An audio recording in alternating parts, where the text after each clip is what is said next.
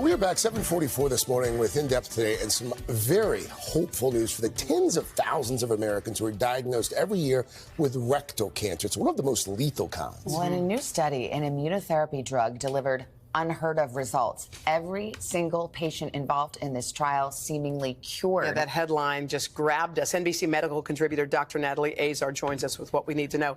Dr. Azar, when I saw this headline, I was like, this is a miracle. This is what we've been waiting for. It's a small group, just 12 people, but what does this particular study tell you? I know, Hoda. I'm so happy to be reporting this morning. So this was immunotherapy that is used in what's called locally advanced rectal cancer. So that's stage 2 or stage 3. That means it's gone to the lymph nodes, but it hasn't metastasized.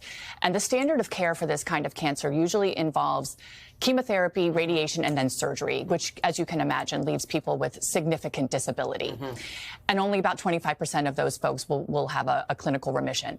With this immunotherapy, the patients that they study, they want to enroll 30. They've enrolled 16. We have data on 12. All 12 of them experienced a complete clinical remission after 6 months. It's astonishing. I know. It's like, you almost want to say that again, because yes, it's a small number, but that's 100%. Yeah. And, the researchers involved in this trial said, what makes this so different? Because not all immunotherapy is this dramatically successful. Is there something about the gut microbiome? They're sort of speculating as to why. But nonetheless, this is what happened. It's important to note that immunotherapy, of course, does not work for every person with rectal cancer. Only about 5 to 10% of people with rectal cancer have that right mutation that this particular drug targeted. But nonetheless, for the folks who experience this kind of, treatment response, it is life-changing. I mean, a lot of folks are watching and listening and wondering, what could this mean for other types of cancer, other treatments? And so this is what is so special and unique about immunotherapy, is that it's not specific